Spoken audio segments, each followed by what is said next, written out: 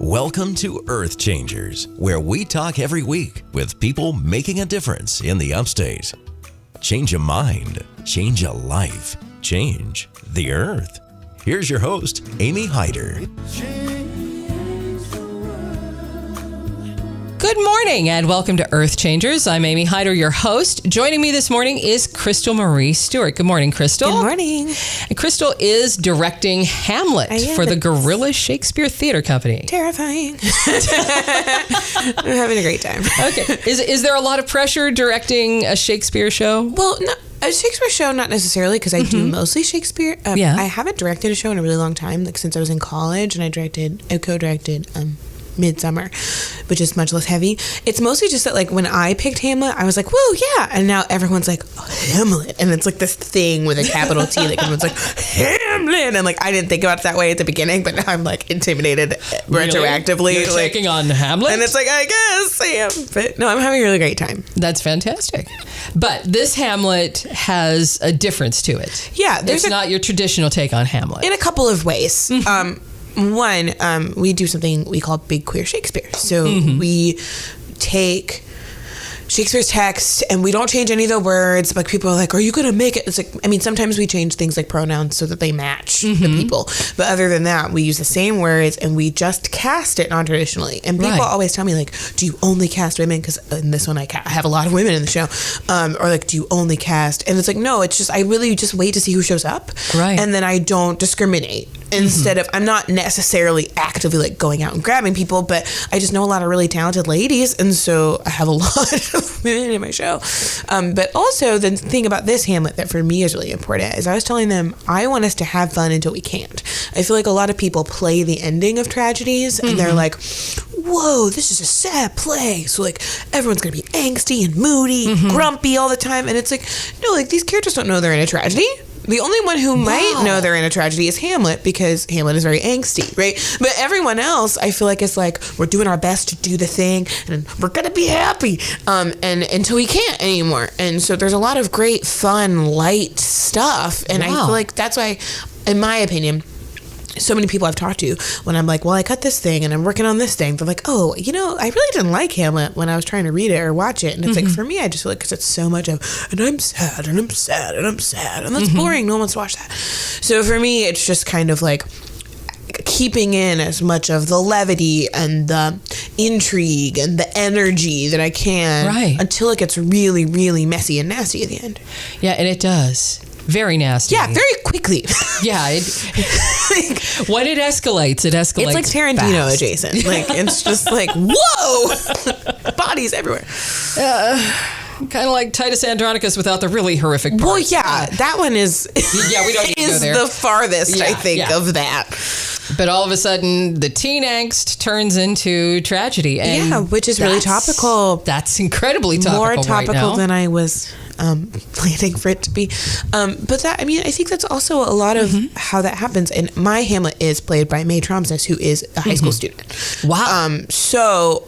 because I love, like, I think part of why we get so frustrated with Hamlets is because they're these middle-aged men running around not doing the thing. But if you're a teenager and you went away to school and you came back and your dad was dead and your mom was remarried and everyone's acting like you're crazy for being concerned that no one really talked to you about this, and then everyone's being weird and sketchy and treating you like you're a crazy person and not actually talking to you or listening to what you have to say, and the only person who is really communicating with you is a ghost who you don't even know if you can see, really. Right. Like, of course it gets nasty and messy and awful. Like, and for me, that is a big indicator of, like, current events in modern times. Wow. Too.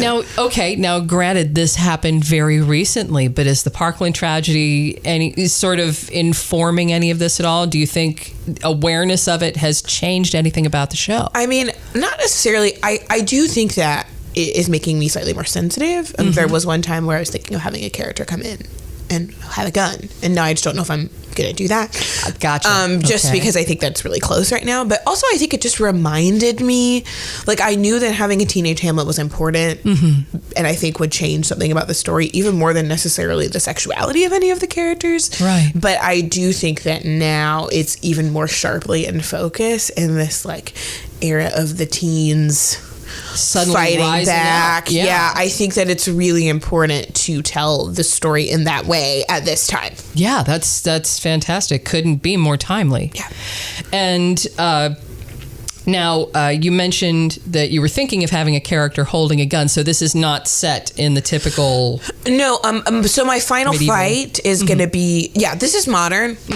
Not necessarily like modern in the point that I'm going to have people wear T-shirts that have Coke on them or whatever. Like, I'm not concept-y in that way, and Right. that like I'm trying to set it at a specific time and all the music is from a certain time period or whatever. But I'm not trying to... My style, when I stylize it, it's more like of a style of performance where it's not particularly naturalistic because there's only 9 of them. So we're not going to pretend that like so-and-so is not also playing this character. We're going to do masks and fun physical stuff. More that like... with like weaponry and things like that. My final battle is a fencing battle because I was trying to think of a way to do a sword fight that everyone is like casually okay with in modern times with teenagers. And so I was like, oh, like fencing. It'll be like sports that go very badly. But there's a part in the middle where Laertes storms the castle and wants to overthrow the government, which I had never actually seen, I don't think. They always cut that out. And I'm like, I think that's kind of important. So, and I haven't figured out what weaponry she's going to use when she comes in. So that one's not set. But yeah, most of our fighting, when we have it, will either be unarmed combat or at the end we have a big fencing battle, which is pretty fun. That's pretty awesome. Yeah.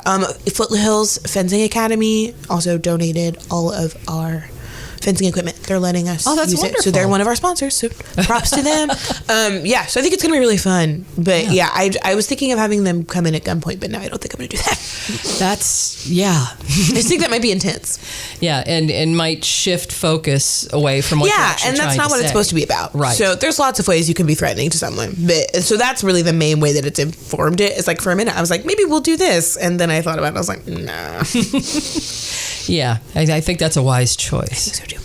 But at any rate, it's coming up here. It's starting this coming weekend. Yes. It's going to be March 1st through 4th and the 8th through the 11th. Yes. Now, this is the Guerrilla Shakespeare Theater Company. You don't have a set home. No, we are nomads. And so this is how it works. We luckily have a lot of local organizations that have been partnering with us to let us perform and rehearse in their spaces. And one cool, fun surprise place. So March 1st and 8th, those Thursdays, we're going to be at 8 p.m. at Quest Brewing Company. They will be selling libations throughout the performance. Yeah. And we might have a food truck there, so stay tuned. So Hamlet and cocktails. Hamlet. Can't beat that. It's going to be fun. Fridays on the 2nd and the 9th, we will be at Studio Unknown, which is on Easley Bridge Road. It's a really cool underground art gallery kind of place. If you come on the 2nd, they're also having First Friday that day, so there will be a lot of artists exhibiting, and then you can stay for our show. Yeah. On the 3rd and the 10th, we're going to be at San Susie Community Garden, which is our only outdoor venue. It is beautiful. Last we did Romeo and Juliet there, and it was lovely. And there'll be candles, and we'll probably have someone there selling concessions. It's a really lovely time. Sometimes people bring their dogs. So that is a beautiful venue. And then our Sundays are going to be fun. So our first Sunday on the 4th is going to be our only matinee at 3 p.m. at the abandoned R.H. Geddes Middle School in Easley. Whoa! So the cool thing about that performance is we have the whole school. It's one of our cast members, her uncle owns the school building now. Oh my goodness. And so since he's like, well, I'm trying to sell it, you guys can perform there. So what's cool is it will be an immersive show. So the audience will be traveling throughout the school with our actors watching them perform the show. Oh, that's crazy. And then afterwards, if you stay, we're going to have a talk back with some of the actors. People after Romeo and Juliet really wanted to have a talk back, but we only did evening shows, and people don't really want to stay at 10 o'clock to do a talk back. So we have one matinee. And then on the 11th at 8 p.m., we will be at the Radio Room, which will be super fun and really interesting. And just a different kind of like bar venue kind of crowd. So all of our shows, Quest Brewing Company, you could bring your kid to. I think it'd be fine. They sell popsicles there. Radio Room, probably not. But other than that, it's a completely child-friendly show. There's violence at the end. And there is a ghost who's kind of spooky. But if your kid is cool with stuff like that, I had kids from age 5 to high school come and see our shows last time we did a show, and their parents seem to have really great feedback. So yeah, my daughter plays Overwatch. I don't think she's gonna have any problem with a pile of bodies in a theatrical sense. And we're Yeah. being pretty. I mean, we're not like gushing blood or anything. Good. So Okay, it's not graphic. mostly just because we're a nomadic company, we cannot afford to launder all of the costumes. So no blood. That's good to know, though. It's implied. All right. Okay, and how can people find out more? How can they find out exactly where you're going to be each particular performance? How can they get tickets? Awesome. There's a few ways. One, you can follow us on Facebook. We're the Guerrilla Shakespeare Theater Co. on Facebook. That will have, in our description link, we have links to the Facebook event. It has every single location information, and it also we have separate ticketing links for each location, so you can purchase tickets online from Brown Paper Tickets. There's a small fee which you can donate to charity. You can also purchase tickets at the door of any of our performances. We prefer that you bring cash, but we can find a way to help you pay for it electronically when you get there. We will not be taking credit cards at this time, so please either bring cash or be prepared to send it electronically. Like PayPal? Yeah, like PayPal. We have a PayPal Right. account, which is fine. Or Venmo if we have to.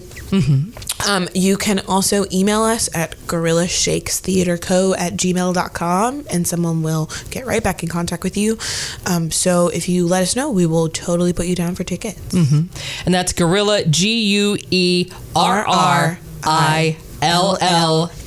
Yes. We even had to, I know how to spell it now, but when we first started the company, we were like, whoa, how are we going to spell this? Yeah. I have to stop and look every time and go, yeah, 2 R's, 2 L's, and the UE. It's Okay. my email address, and I'm still like, Spelling is hard. Okay, now, Crystal, how did you get involved with comedy? You said you mostly do Shakespeare. Yeah. So it's so funny. When I was in college and even growing up, I always wanted to do Shakespeare, but like I was always there at the wrong time. Like there was a Shakespeare company in the town that I grew up in that just like stopped having auditions for things while I lived there, and now is doing it again. And then when I was in college, I could just never stick the landing to get into a Shakespeare show. But the first show that I ever auditioned for in Greenville was The Merchant of Venice at the Royal House Theater with Jay Stromsness. And since then, I've been just doing so much Shakespeare.